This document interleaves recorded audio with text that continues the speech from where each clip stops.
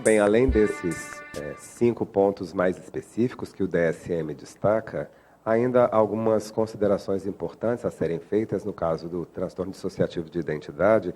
e uma delas é que normalmente esse tema se encontra associado a experiências extremadas, eventos traumáticos ou alguma vivência de abuso sexual na infância. Então é por meio dessas vivências extremadas que é como se a pessoa que deveria seguir um trajeto de construção pessoal, por conta desses, digamos, insultos do ambiente, ou insultos esses que provenientes não só do ambiente, mas em especial de relacionamentos de confiança,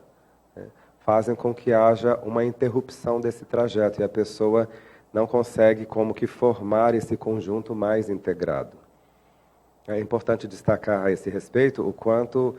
há uma diferença significativa, de acordo com os estudos, entre uma vivência traumática provocada por uma situação externa, e nós temos visto cada vez mais vivências ligadas a catástrofes naturais, ou uma situação de violência urbana geral, quer dizer, uma violência mais anônima, em relação a essas pessoas que promovem essa violência, nós não temos um contato imediato. E isso parece ser mais bem assimilado, mais aceito pela pessoa, do que outras situações em que essa vivência traumática ou esse abuso acontece com uma pessoa com quem se tem intimidade, ou seja, em especial com uma pessoa que tem um papel de cuidador. E essa quebra de vínculo, essa quebra na vinculação, na confiança, é que parece provocar efeitos mais danosos para a criança se construir como pessoa, não só essa construção por conta desse relacionamento específico e que foi quebrado, que trouxe uma grande decepção, um fracasso nesse envolvimento, mas porque essa desconfiança tende a se generalizar. Então, são pessoas que começam a ter uma certa desconfiança de todas as intenções de pessoas que supostamente vêm ajudar, que vêm participar, que vêm agregar. E, como consequência, além da própria organização complexa do transtorno dissociativo de identidade, são pessoas que têm muita dificuldade em estabelecer vínculos de confiança e, portanto, se sentem muitas vezes numa situação de isolamento, de abandono, de terem que se criar como se fosse sem a ajuda de ninguém, sem pedir ajuda, e por vezes o acesso a essas pessoas é mais dificultado. Nós podemos falar também em termos de uma diferença quanto ao aparecimento do transtorno, que pode se manifestar em qualquer idade. Parece haver uma organização maior ali por volta da adolescência, quando de fato esse sentido de personalidade, de self, se organiza de uma maneira mais permanente, com um certo prolongamento no tempo, mas é comum que pessoas com mais idade também possam desenvolver reações dissociativas de muita expressão. Há alguns anos atrás eu fiz um estágio no hospital psiquiátrico na Alemanha e lá eles tinham uma parte de gerontologia praticamente voltada para o atendimento de pessoas que, com o avançar da idade e a aproximação com a morte, começavam a ter lembranças, flashbacks intrusivos das vivências de guerra e, apesar de terem vivido uma vida mais integrada, se desorganizavam e muitas vezes apresentavam essas dissociações,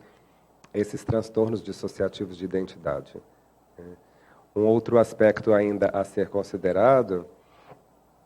nessa parte de idade é o quanto essa criança, no caso de uma criança, quer dizer, numa outra idade, isso pode apresentar, ou pode se apresentar como uma dificuldade em certas continuidades, né? Não é tanto uma divisão interior, porque conforme eu já comentei, a personalidade não está muito bem formada, mas que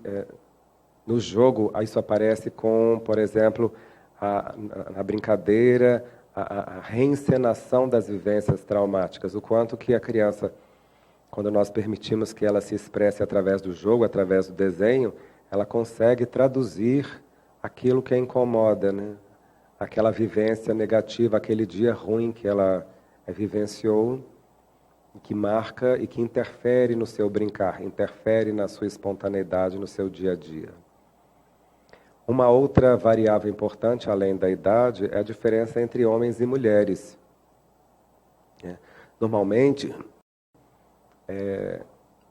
desculpa que eu só finalizando a parte dessa descontinuidade da criança, né, em termos da experiência, mas eu queria destacar a diferença entre homens e mulheres para a vivência do transtorno dissociativo de identidade, que as mulheres tendem a vir para um atendimento, para um pedido de ajuda na psicoterapia, com as queixas mais tradicionais do transtorno dissociativo, como pensamentos intrusivos, como flashbacks de lembranças traumáticas do passado, muita labilidade emocional, muitas vozes interiores, e que os homens, em geral, tendem a esconder um pouco mais esse tipo de transtorno, e, por vezes, esse transtorno é manifestado por meio de outras formas, como a quebra da lei. Então, são pessoas que se envolvem em situações de mais violência e que podem até ser afetivas num contexto, mas muito frias num outro contexto. Muito envolvimento com droga. Então, é como se fosse uma saída do ambiente social, porque no ambiente social essas pessoas não se encaixam adequadamente. Então, elas buscam outro ambiente onde essas vivências descontínuas, onde essas divisões de pensamento e de emoção podem ser mais bem aceitas.